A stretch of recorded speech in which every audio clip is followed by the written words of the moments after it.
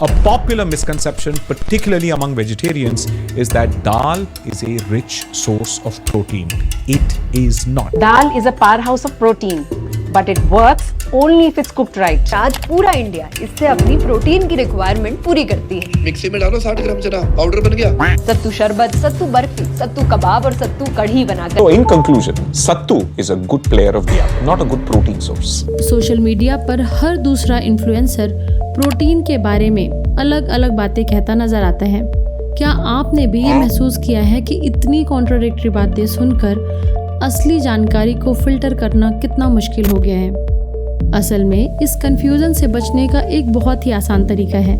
क्या हो अगर हम प्रोटीन शब्द को छोड़कर उसके बिल्डिंग ब्लॉक्स यानी अमीनो एसिड्स के बारे में बात करना शुरू कर दें, क्योंकि ये अमीनो एसिड्स वो छोटे छोटे टुकड़े होते हैं जो मिलकर एक पूरा प्रोटीन बनाते हैं। इसे हम ऐसे समझ सकते हैं कि सोचिए आपके पास एक पजल है और उसे आपको सॉल्व करना है, यानी ये पिक्चर पूरी कंप्लीट करनी है। अगर मैं इस पजल के टुकड़ों को 2 हिस्सों में बांट दूं, तो क्या आप एक हिस्सा लेकर ये पजल सॉल्व कर सकते हैं? नहीं ना, क्योंकि इस पजल को सॉल्व करने के लिए यानी कंप्लीट पिक्चर बनाने के लिए आपको सारे के सारे टुकड़ों की ज़रूरत होगी। ठीक इसी तरह एक कंप्लीट प्रोटीन बनाने के लिए हमें सारे अमीनो एसिड्स की ज़रूरत होती है। इसलिए हमें सिर्फ प्रोटीन शब्द पर नहीं बल्कि अमीनो एसिड्स पर भी उतना ही फोकस करना चाहिए जैसे दाल और चावल का कॉम्बिनेशन एक कंप्लीट प्रोटीन बनाता है। मतलब दाल अपने आप में इनकम्प्लीट प्रोटीन है और चावल भी इनकम्प्लीट प्रोटीन है, क्योंकि दाल में लाइसिन अमीनो एसिड तो भरपूर मात्रा में होता है लेकिन मेथियोनिन कम मिलता है। वहीं चावल में मेथियोनिन तो अच्छा खासा होता है लेकिन लाइसिन कम होता है। यानी जब हम दाल और चावल साथ में खाते हैं तो दोनों में मौजूद अलग अलग अमीनो एसिड्स एक दूसरे की कमी को पूरा कर देते हैं और यही कॉम्बिनेशन मिलकर एक कंप्लीट प्रोटीन बना देता है। तो चलिए इसे थोड़ा और डिटेल में जानते हैं कि प्रोटीन को कब कंप्लीट और इनकम्प्लीट कहा जाता है। असल में हमारे शरीर को प्रोटीन बनाने के लिए लगभग 20 तरह के अमीनो एसिड्स की ज़रूरत होती है। इनमें से लगभग 11 अमीनो एसिड्स हमारा शरीर खुद बना लेता है, यानी हमें इसे बाहरी सोर्सेज से नहीं लेना पड़ता। इसलिए इन्हें हम नॉन इसेंशियल अमीनो एसिड्स की कैटेगरी में रखते हैं। लेकिन बाकी के 9 अमीनो एसिड्स जिन्हें हमारा शरीर नहीं बना पाता बल्कि इन्हें हमें बाहरी सोर्सेज से लेना पड़ता है, जैसे दाल, चावल, दूध, अंडा, दही, नट्स या सीड्स। और अगर ये 9 अमीनो एसिड्स ना मिले तो हमारा शरीर सही से प्रोटीन सिंथेसाइज नहीं कर पाएगा। इसलिए ये amino acids essential amino acids की कैटेगरी में आते हैं। और जब ये सारे अमीनो एसिड्स यानी इसेंशियल अमीनो एसिड्स और नॉन इसेंशियल अमीनो एसिड्स सही मात्रा में हमारे शरीर में प्रेजेंट होते हैं, तभी हमारा शरीर एक कंप्लीट प्रोटीन बना पाता है। लेकिन क्या आपने कभी सोचा है कि हमारे शरीर में कितने तरह के प्रोटीन्स होते हैं?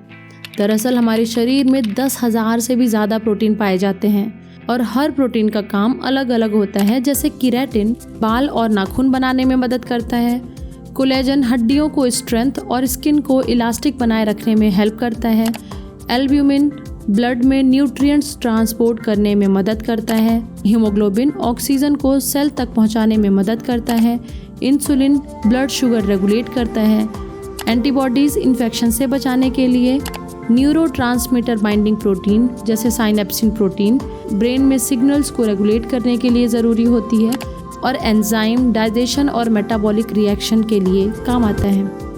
और हैरानी की बात यह है कि ये सारे के सारे प्रोटीन्स लगभग इन्हीं 20 अमीनो एसिड्स के अलग अलग कॉम्बिनेशंस और अरेंजमेंट से बनते हैं। लेकिन कैसे? दरअसल जब हम प्रोटीन रिच फूड खाते हैं तो सबसे पहले हमारे पेट का एक स्ट्रॉन्ग एसिड यानी HCl उस प्रोटीन को डीनेचर कर देता है, यानी कॉम्पैक्ट फोल्डिंग स्ट्रक्चर से अनफोल्ड कर देता है। साथ ही पेट का एसिड एक एंजाइम पेप्सिनोजेन को उसके एक्टिव फॉर्म पेप्सिन में कन्वर्ट करता है और पेप्सिन प्रोटीन को छोटे छोटे टुकड़े यानी पॉलीपेप्टाइड्स में तोड़ देता है। फिर ये पॉलीपेप्टाइड्स हमारे इंटेस्टाइन में पहुंचते हैं, जहां और एंजाइम्स मिलकर इन्हें छोटे छोटे पेप्टाइड लाइक डाइपेप्टाइड या ट्राइपेप्टाइड या अमीनो एसिड्स में तोड़ देते हैं। लेकिन ये काम यहाँ खत्म नहीं होता। ये amino acids special protein carrier की मदद से लीवर तक जाते हैं, जहाँ लीवर इन्हें प्रोसेस करता है, टॉक्सिन्स रिमूव करता है और तब जाके ये अमीनो एसिड्स हमारे ब्लड स्ट्रीम के ज़रिए अलग अलग ऑर्गन्स तक भेज दिए जाते हैं। और अब हर ऑर्गन अपनी ज़रूरत के हिसाब से इन्हीं अमीनो एसिड्स का यूज़ करके प्रोटीन बना लेता है। इस तरह से हमारा शरीर हार्मोन्स, एंजाइम्स, एंटीबॉडीज़ और यहाँ तक कि न्यूरोट्रांसमीटर्स भी इन्हीं से तैयार करता है। इसलिए प्रोटीन एक इसेंशियल न्यूट्रिएंट्स है जो हमारे शरीर को लिटरली बनाता है और ये डिसाइड करता है कि हम कैसे दिखेंगे, कैसा महसूस करेंगे और कैसे परफॉर्म करेंगे। अब सवाल आता है कि हमें हर दिन कितना प्रोटीन चाहिए। दरअसल अलग अलग ऑर्गेनाइजेशंस जैसे WHO या ICMR के अनुसार हमारी डेली प्रोटीन नीड अलग अलग एज ग्रुप्स के हिसाब से होती है। जैसे इन्फेंट 1.4 to 2.5 ग्राम पर kg बॉडी वेट, जो कि पूरी तरह से उसे माँ के दूध से मिलता है या फिर फॉर्मूला मिल्क होते हैं उनसे मिलता है। चिल्ड्रंस को 0.8 to 1.3 ग्राम पर kg बॉडी वेट के हिसाब से प्रोटीन चाहिए। एडल्ट्स को 0.8 to 1.2 ग्राम पर kg बॉडी वेट के हिसाब से प्रोटीन चाहिए होती है। जो एज्ड हैं या एल्डर पीपल जैसे 60 प्लस हैं उन्हें लगभग 1 to 1.3 ग्राम पर kg बॉडी वेट के हिसाब से प्रोटीन चाहिए। और जो एथलीट्स या बॉडी बिल्डर्स हैं उन्हें लगभग 1.5 to 2.5 ग्राम पर kg बॉडी वेट के हिसाब से प्रोटीन चाहिए होती है। यहाँ समझने वाली बात यह है कि हमारे शरीर का सबसे तेजी से ग्रोथ और डेवलपमेंट फेज जन्म के 1 से 2 साल तक होता है। पहले साल में बेबी का वेट लगभग 3 गुना और हाइट लगभग 50 गुना तक बढ़ जाती है। ब्रेन डेवलपमेंट भी इसी समय सबसे तेज होता है। लगभग 80% ब्रेन साइज 2 साल तक पूरा हो जाता है और इस वक्त पूरे लाइफ टाइम में न्यूट्रिशन और प्रोटीन की डिमांड सबसे ज़्यादा होती है। लेकिन क्या आपने कभी 1 से 2 साल के बच्चे को प्रोटीन पाउडर, सप्लीमेंट्स या बहुत ज़्यादा प्रोटीन रिच डाइट लेते देखा है? नहीं ना, क्योंकि उसकी ज़रूरत एक सिंपल बैलेंस डाइट से पूरी हो जाती है। अगर डाइट में रेगुलरली दही, दूध, अंडा, दालें, ड्राई फ्रूट्स, सीड्स या होल ग्रेन्स शामिल हैं तो आपकी डेली प्रोटीन रिक्वायरमेंट आराम से पूरी हो जाती है। इसलिए आपको प्रोटीन को डाइट में लेकर इतनी ज़्यादा चिंता करने की ज़रूरत नहीं है। हाँ, चिंता किसे करनी चाहिए? जैसे एथलीट्स जिन्हें लगभग 1.5 to 2.5 ग्राम पर kg बॉडी वेट के हिसाब से प्रोटीन चाहिए होता है, या ओल्डर पीपल जिनमें एब्जॉर्प्शन कम होता है, कैंसर पेशेंट या क्रोनिक इलनेस वाले लोग, मेल न्यूट्रिशन से जूझ रहे बच्चे जिनमें स्टंटेड ग्रोथ दिखती है, क्रोनिक किडनी डिजीज़ या liver disease, intensive care patients या फिर रिस्ट्रिक्टेड डाइट वाले लोगों को प्रोटीन को डाइट में लेकर चिंता करने की ज़रूरत होती है। यानी अगर आप हेल्दी और नॉर्मल लाइफस्टाइल जी रहे हैं तो आपको किसी फैंसी डाइट या महंगे सप्लीमेंट्स की ज़रूरत नहीं, बल्कि हमारे लिए एक बैलेंस डाइट ही काफ़ी है। कंप्लीट प्रोटीन सोर्सेज के लिए हम अपने ट्रेडिशनल इंडियन मील्स को प्रायोरिटी दे सकते हैं, क्योंकि ये ना केवल एक अफोर्डेबल बल्कि सस्टेनेबल ऑप्शन भी है।